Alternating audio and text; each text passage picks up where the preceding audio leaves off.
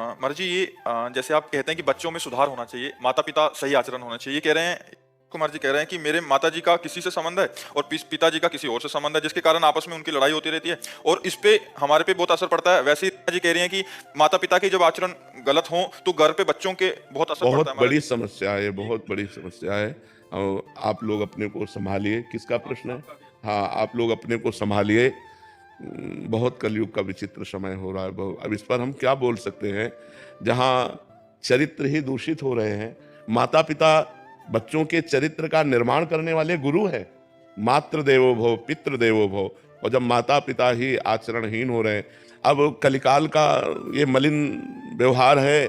हमें लगता है बच्चों को अपने जीवन को सँभालना चाहिए। ऐसे माता-पिता से दूरी बना लेनी चाहिए। अब वो घर में है तो क्या किया जा सकता है, लेकिन अपने को सुरक्षित रखना चाहिए। ज़्यादा विरोध करने पर हिंसा के खेल होने लगते हैं। तो मुझे लगता है कि हिंसा ना करके, अपने जीवन को पाप में ना डाल करके, उनके आचरणों की उपेक्षा करके अपने जीवन को बचाना कह चाहिए। रहे इसी कारण मैंने 2 बार मतलब काफ़ी बार माता-पिता पे हाथ उठा दिया। वही तो मतलब हिंसात्मक प्रवृत्ति ना करे, चुपचाप शांत अपने जीवन को।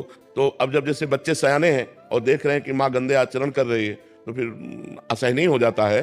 पर हमें उन बच्चों से प्रार्थना करनी है कि ऐसा करने से आप जेल के अधिकारी होंगे, आप जेल में जाकर के कष्ट भोगेंगे, तो आप ऐसा क्यों करें? आप ऐसे माता-पिता का मन से त्याग कर दें और अगर सयाने हैं तो बाहर जाकर कमाइए, खाइए, अपनी ज़िंदगी जीजिए। ऐसे माता-पिता के संग से दूर हटिए। जहाँ तुम्हारे अंदर क्रोध आता है, तुम्हारे अंदर हिंसा की भावना आती है, उसको त्याग कर दो, नहीं तो तुम्हारा जीवन बर्बाद हो जाएगा। मान लो तुमने माँ को मार दिया या पिता को मार दिया तो जेल तुम्हें होगी, जेल के भागी बनोगे, तो फायदा क्या हुआ? पूरा जीवन जेल भोगो। वो अपने आचरण जो कर रहे हैं करने दो, तुम अपने जीवन को संभालो, पढ़ो लिखो, मेहनत करो, नौकरी पेशा करो। अब ऐसे माता पिता से उदासीन हो जाओ जो ऐसे गंदे आचरण करने वाले हैं, क्योंकि समय बहुत गलत चल रहा है।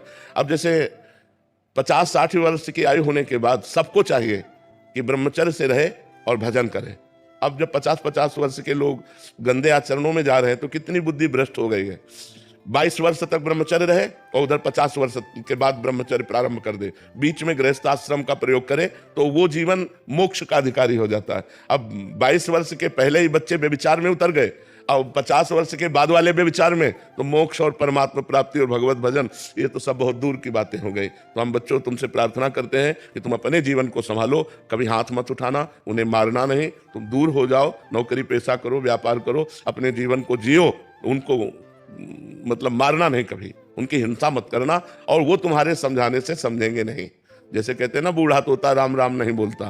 तो ऐसे ये जो लोग हैं, ये लोग सुधरने वाले नहीं हैं, क्योंकि तुम्हारे जैसे बेटे हो गए और फिर वो गंदे आचरण कर रहे हैं, वो सुधरने वाले नहीं है। ये सब नरक